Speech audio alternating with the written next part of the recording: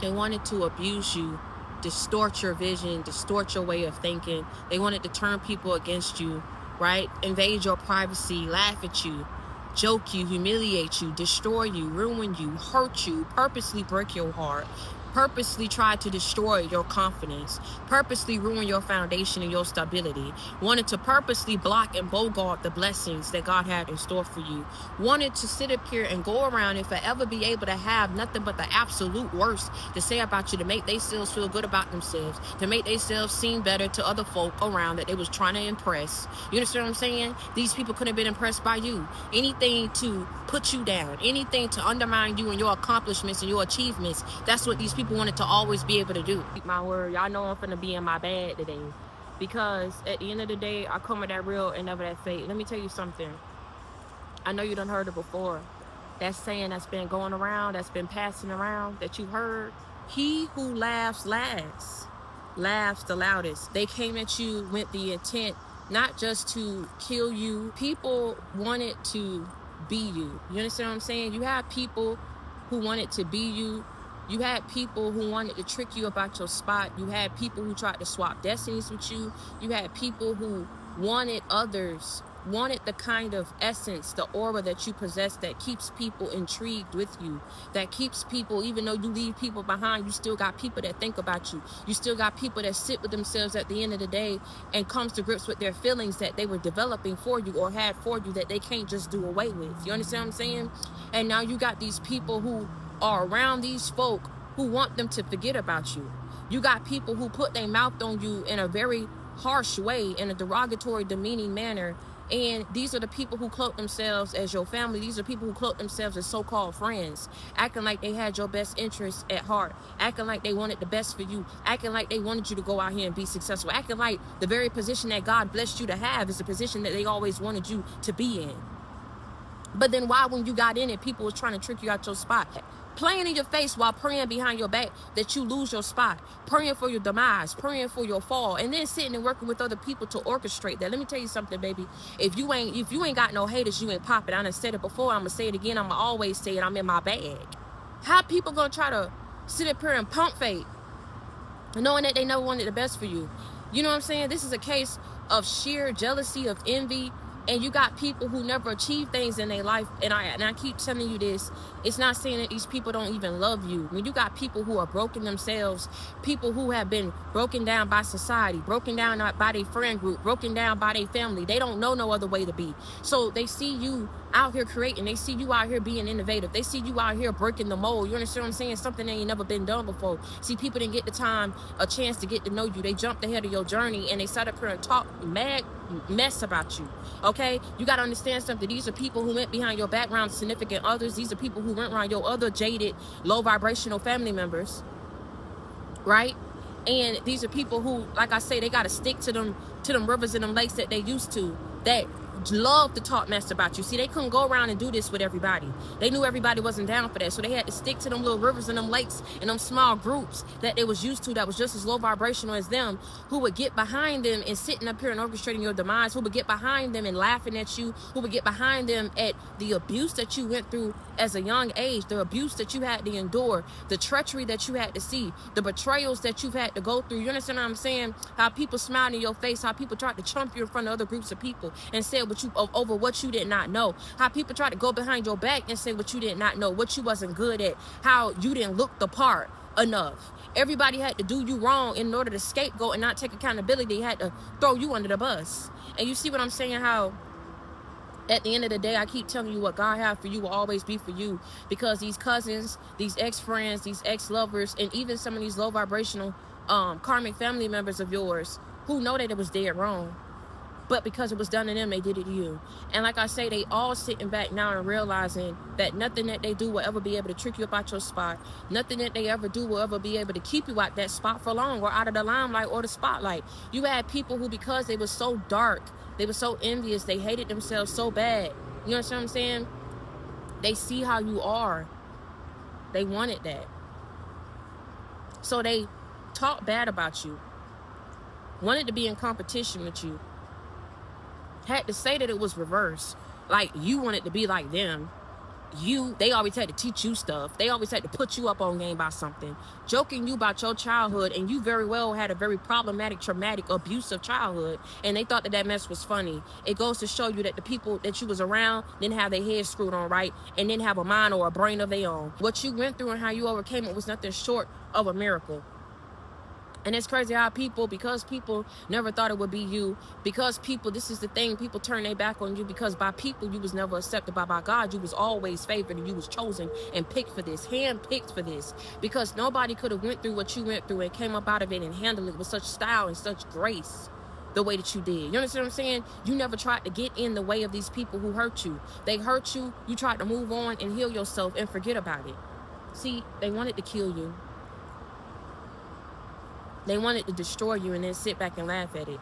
They wanted to infiltrate that of your community and your friend groups and people who thought highly and well of you. They couldn't get to everybody. Remember I told you this before? They could not get to everybody, and everybody wasn't down to sit up here and talk smack about you. If they ain't have nothing bad to say about you, people didn't say it.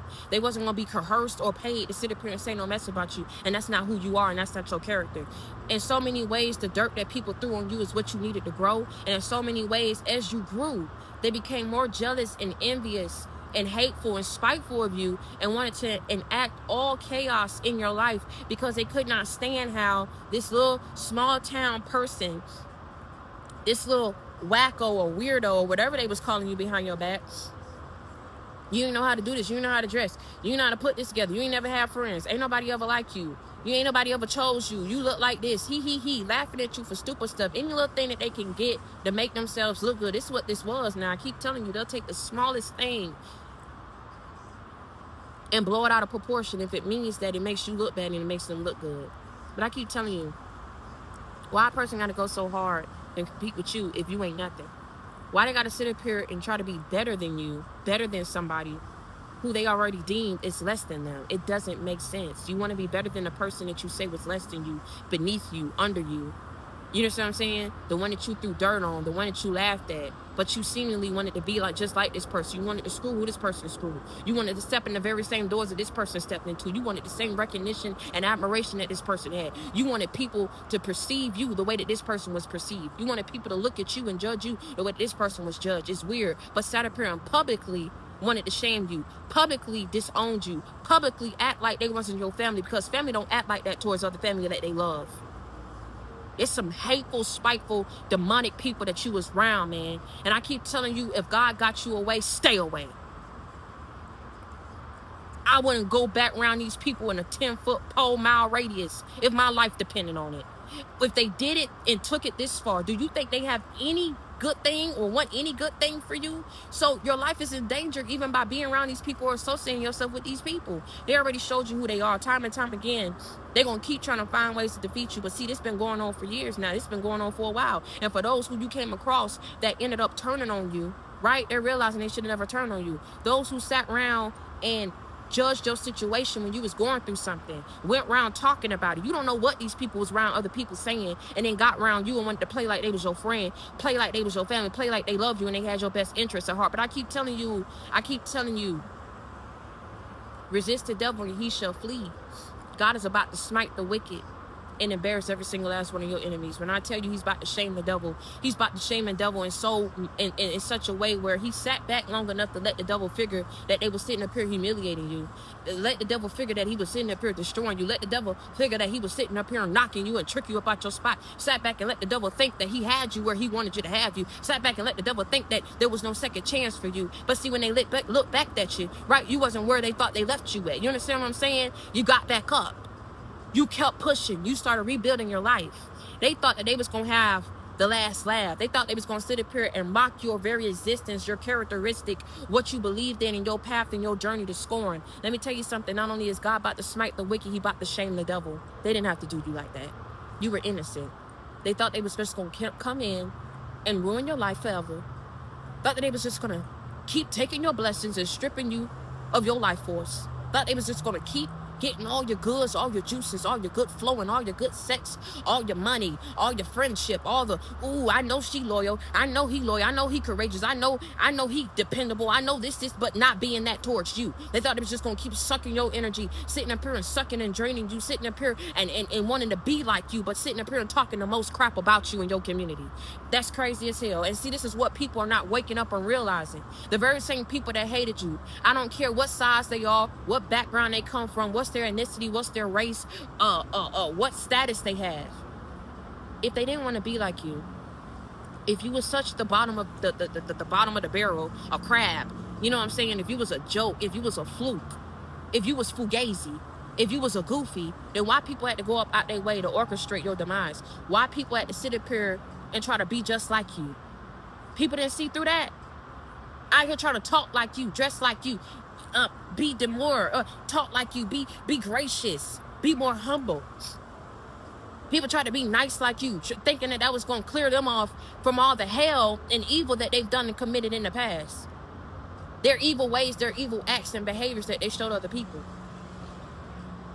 They wanted to kill you. They thought that if they took things from you, humiliated you, made you feel like you was unworthy of love and unworthy of stability, unworthy of happiness and peace up in your life, that maybe you would just do the job yourself. And all the hard work and the dirty work will be done and off their hands. Blood is still on these people's hands because they tried to squeeze the very life up out of you, thinking that it was going to make you crush you, crumble you, and humble you. Why were they trying to humble somebody that was already a humble person? This ain't had nothing to do about humbling. This ain't had nothing to do about trying to enact revenge on you. You ain't never did nothing wrong to these people. This got everything to do with people putting their mouth on you, people wanting what you have, because that's what people are striving for. But see, whatever God is trying to give you, whether the recognition, whether the fame, whether the fortune, whether the riches, whatever it is, the silver and the gold, whatever God is trying to give you, it wasn't because you asked for it. It's because God can trust you. God can trust you with that level of wealth. God can trust you with that level of recognition and admiration. God can trust you with whatever it is he's about to bestow upon you and grant you. You understand what I'm saying? Because he's always seen your character. He searched your heart and your spirit, and he knows who you really are. Not who these people tried to paint you out to be, who they said that you was, throwing and picking up your past as it benefits them, to make people look down on you. Every time somebody say something good, there go your little past, brought up by these little minions, by these little devils, by these little henchmen of the devil, by these little envious and jealous family members and ex-friends of yours who wanted to bring up what you've been through. Let me tell you something, baby. If it was publicized, I don't understand why people feel like they could throw that up as if you didn't own your shit. I don't feel like why people feel like they could throw that up as if you know what I'm saying?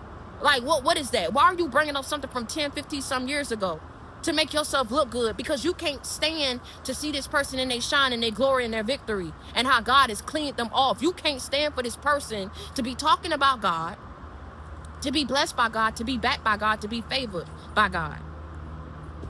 That sounds like something personal. That sounds like a very personal issue that people have with you that God is clearing up right now. Because let me tell you something, you don't do nothing to nobody. You don't bother nobody. Like I say, you didn't get in these people's way like they got in your way. They got in your way in a very major way. They wanted to sit up here and crush you. They wanted to bogart your blessings. They didn't want nothing good to come in for you because they had to keep you down in order to keep you where they wanted you, beneath them, so that they can always say that they better than you. So they can see so they could do what? Sit up here and always make you the laughing stock in their punching bag. It can't keep going the way that it's been going, you know. People know that things can't keep going the way that it's been going, right? Because they wanted to punish someone that was doing nothing but spreading light into the world, being nice to people. You give back to people. You the best friend that anybody could ever have. I'm telling you, if people ever lucked up to say that you called them a friend, when I tell you ain't going nowhere, you ain't going nowhere unless they mess up. You know what I'm saying? You that type of person that be there for people. You that type of person that, you know, if somebody needs something, you there, man. I mean, what reason do people have to do this other than being coached to do it, being manipulated to do it, and then the ones who was behind the scenes puppeteering and pulling the strings, right, and funding this hate crime against you? Ain't even got no reason for why they did that. They just didn't want to see you where God wanted to take you. They didn't want to see you get there. You understand what I'm saying? People didn't want to see you get there. When they saw that you was getting there, or whatever it is that you was doing, they wanted to sit up here and be behind the scenes and ruin it for you. You have a mission to do. You have places to be, people that you need to meet, things that you need to say. And for that reason, and that reason alone, is why God is about to take you where he needs to take you, thrust you and catapult you to where you need to be. All this everything happened for a reason. You understand what I'm saying? Every delay, every blockage, every piece of spell work that these people threw at you, everything was supposed to go the way they was supposed to go. Because at the end of the day, God is showing these people in more ways than one. It doesn't matter what you do. You sit up here and you say that this person ain't credible. You say that they not backed by me. But if they not, they would have been dead by all the message you was working against them. Things, there would have been no hope for them, nothing to come in for them at all. If they weren't backed by me, if they weren't protected by me, and if I wasn't the one that was using them. The proof is in the pudding. The proof is slapped right in these people's face. Ain't nothing they could do but take it in and soak it up and put it up their pipe and smoke it and get on with their life. You understand what I'm saying? People did the absolute worst to you, shamed you, shunned you in front of groups of people. You understand what I'm saying? They had no reason to do what they did. People wanted to sit up here and wanted you living the worst life through. They wanted you to go through things that they never went through. They wanted you to experience the worst from people. They want you to always see the worst side, experience the worst side of people, the worst side of life. You understand what I'm saying? And they can't even understand or seem to understand or grasp why they wanted that for somebody who half of these people you know, the other half you thought you knew, and the other half is people that you know from your past. And the only thing that I'm telling you, what they would never come out and say, they couldn't stand to see you shine. They said a lot of crap about you, and you made people look bad where God was about to take you. Ain't no way you sit up here and you shine this good and you shine this bright after I sat up here and I dissed you, after I sat up here and screwed and chosen over you, after I sat up here and said the worst about you to your family, to your friends, to your community. After I sat up here and painted this picture about you, how dare you sit up here and go off and shine like this and do things that ain't never been done before and sit up here and what, live your life? These people are mental. All you was doing was sitting up here and moving your life forward. They didn't want you, right? They didn't want to be a friend of you, right? So you left their ass behind and you got on and you pushed up.